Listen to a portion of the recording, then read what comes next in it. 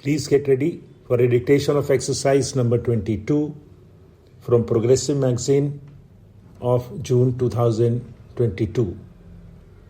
5 seconds.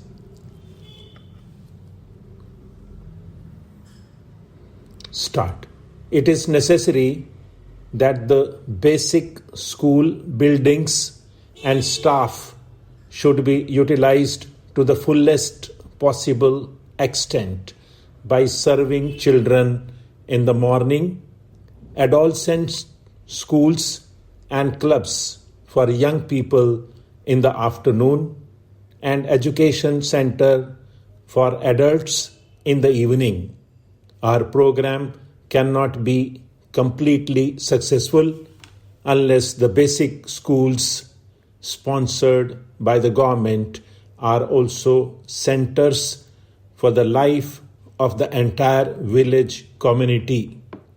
It will be necessary to provide a fair proportion of games and group activities for the adolescents, as otherwise their interest in instruction is likely to flag. Similarly, in the case of adults, the emphasis will be more on social education than on mere literacy, and this will be imparted through visual, oral, and oral methods. The importance of adequate methods of visual and oral education for adolescents and adults need not be stressed. The Government of India intends to encourage the production of folk drama and rural plays by the villagers themselves. Prizes for the purpose may be given from time to time, and competitions held between different villages or local units. Films can also play a great part in teaching the lessons of citizenship, social responsibility, personal health, public hygiene, physical drill, and other matters of immediate benefit to the community. The radio is also a powerful instrument of oral education, and I have under considerations plans for full utilization of both the films and the radio. I need hardly say that all our educational program will ultimately depend upon the proper education of women. If women take to education, more than half of our problems will be solved. Educated mothers will mean children who can be easily made literate. From the point of view of expense and management, it would have been simplest if men and women could be taught through the same agencies. I know, however, that the existing conditions in India will not permit this. At the same time, our finances will not allow a complete duplication of the whole apparatus for teaching men and women separately. I would therefore suggest that for the basic schools, that is, for children between the ages of 6 and 11, the institutions might be co-educational. For the adolescents, the solution is to set apart certain days in the week for girls and boys. I would suggest that 3 days in a week may be reserved for girls only. I am grateful to you for the interest you have taken in this exhibition of Indian art and the readiness with which you accepted our invitation to open it. Organized by the Ministry of Education, this exhibition is the first of its kind in India.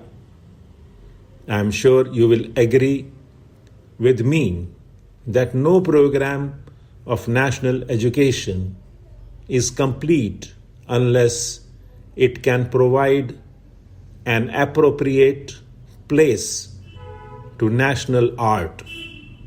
The present exhibition is a recognition of this fact and marks the first step towards the goal which the Ministry of Education has set before itself.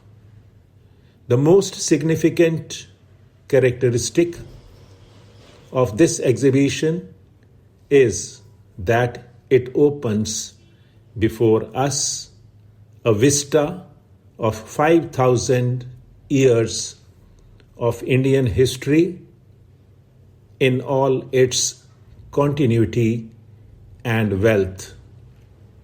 Its value for educational purposes can therefore be easily grasped. It will, I think, be proper to describe briefly the manner in which the exhibits in this collection were chosen. The Royal Academy of Art in London has been taking a special interest in Oriental art since before the war. In 1931, the Academy organized the exhibition of Iranian art, and in 1935, that of the art of China. After the war was over, it proposed that a similar exhibition of Indian art should be held. The Government of India warmly welcomed the idea and assured the Royal Academy of every possible help.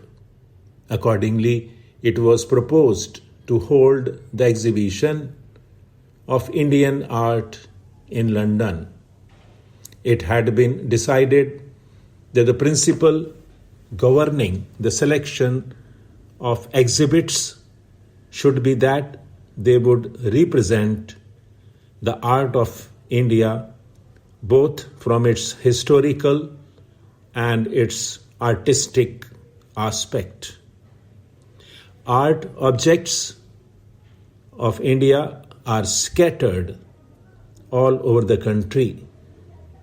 Some are in the possession of the central government, some are with the provinces, and some in the Indian states. There are, in addition, many rare specimens in the ownership of private individuals. It was therefore necessary that specialists in art should examine all collections carefully and make their selection. A committee was formed for the purpose with His Excellency the Governor of UP for the purpose. These experts from England came to serve on the committee. They toured all over the country and after careful examination chose about 1,000 exhibits which were sent to England in 239 cases. The exhibition in London fulfilled the purpose for which the collections had been made, and the time came for the return of the exhibits. The Ministry of Education, however, felt that before the exhibits were dispersed, they should once be exhibited in India for the benefit of people here. Stop.